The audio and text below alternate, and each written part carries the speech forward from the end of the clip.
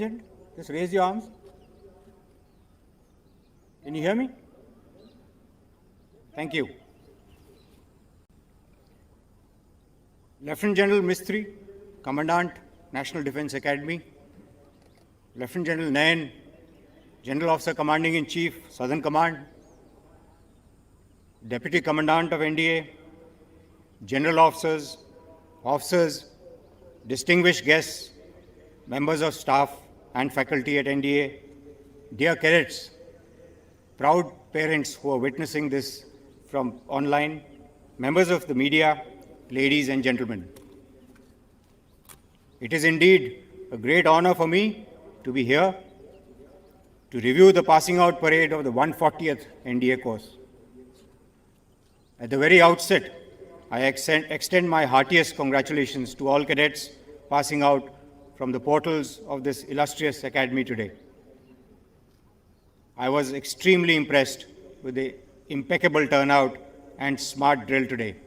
Well done.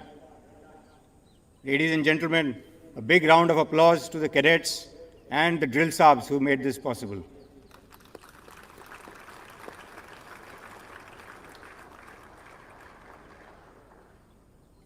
As you stand here today, I am sure the cadets of the passing out course are experiencing a mixture of emotions: nerves, excitement, exhilaration, pride, relief, and possibly exhaustion.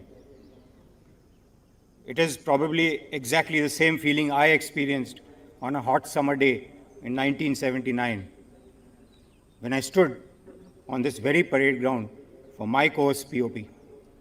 And incidentally, the reviewing officer for my passing out parade was the then Chief of Naval Staff, Admiral Ronnie Pereira. The National Defence Academy is an iconic institution and a global brand of excellence. It's a unique military academy which attracts the best of youth from our nation and friendly foreign countries. During its over 7 decades of glorious existence, it has grown both in grace and grandeur. The Academy's credo of Seva Parmo Dharma has guided generations of officers in service of the nation, and you will be soon joining many such leaders of men who have emerged from its portals. You should feel very fortunate that you chose a career which many long for. Remember, the Indian Armed Forces have a rich legacy where our personnel have proved their mettle time and again. As proud inheritors of such a great legacy, much is expected of you. You are the future of the services and the nation. Your journey will be rewarding as well as challenging, and challenges you will encounter aplenty. And from this point onwards, everything you have trained for will start to make sense to you, because in the armed forces, you train as you fight and you fight as you train. The National Defence Academy has also been the symbol of jointness for 72 years. Its existence reinforces the core values of jointmanship, which are the founding principles of the Academy. The nature of war is changing, and it is important to engage the adversary in all domains: land, sea, air, space, and cyber. It is for this reason that jointness amongst the three services is far more important now than in the past. The armed forces are seeing landmark defense reforms with the establishment of the Department of Military Affairs, institution of the Chief of Defense Staff, and soon to be formed theatre commands. Traditions, identity, uniforms, and customs of each service matter, as do the requirements generated by the distinctive role of the three services. But jointness in the armed forces is paramount for a more synergized and effective application of force in today's complex battlefield. At the same time, you all must remember that no matter how future warfare evolves, few personal abilities or attributes remain key to effective leadership. Leadership, as you know, is the essence of being an officer. And let me today share some thoughts that you could imbibe and embrace in your careers, indeed in life, that will always stand you in good stead. First, always remember the NDA prayer. It clearly lays down or clearly lays out the expectations from you and serves as a constant source of inspiration and a beacon whenever you are in doubt. Second, walk your talk. Be an example for the men and women you lead, a role model in professional knowledge, conduct, and bearing. Your men should feel inspired to work with you, not just for you. And that comes only if their leader practices what he preaches. Third, understand that there is no faster way to gain your men's trust than to approach every situation with honesty of intent and integrity of purpose. Fourth, there is no substitute for intellectual curiosity. Do not hesitate to ask questions of your seniors and your juniors, and regularly challenge the status quo of professional matters.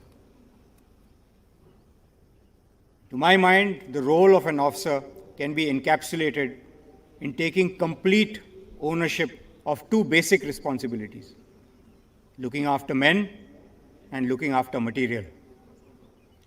Looking after men involves looking after their professional development, morale, well-being, and their safety. Looking after material involves looking after equipment and machinery under your charge and keeping it fully combat-worthy. Focus on your men and material rather than your own comfort. Serve for something larger than your self-interest. And the Chetwardian Credo offers the most befitting counsel in any circumstance. And I will quote here: the safety, honor, and welfare of your country come first, always and every time. The honor, welfare, and comfort of your men you command come next. Your own ease, comfort, and safety come last, always and every time. Well, enough of Sermon on the Mount. I must thank the proud parents for standing by their wards through the thick and thin of their 3 years of rigorous training. The nation is grateful to you, parents, for having encouraged your wards to choose this challenging path of service and sacrifice. I am sure that each one of these brave sons of yours will make the nation proud. My compliments also to the faculty at NDA, who ensured that cadet training was not impacted despite the multitude of challenges imposed by the pandemic. And to the foreign trainees from our friendly countries, I wish to say that your country and your service is proud of your achievements.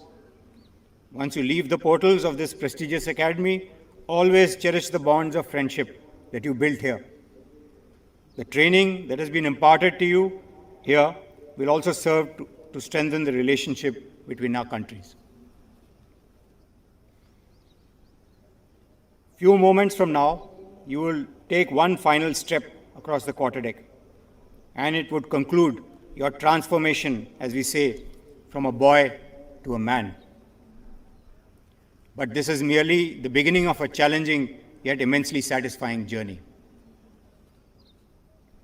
In the end, I once again congratulate all passing out cadets, especially the award winners, proud parents, and the champions cordon.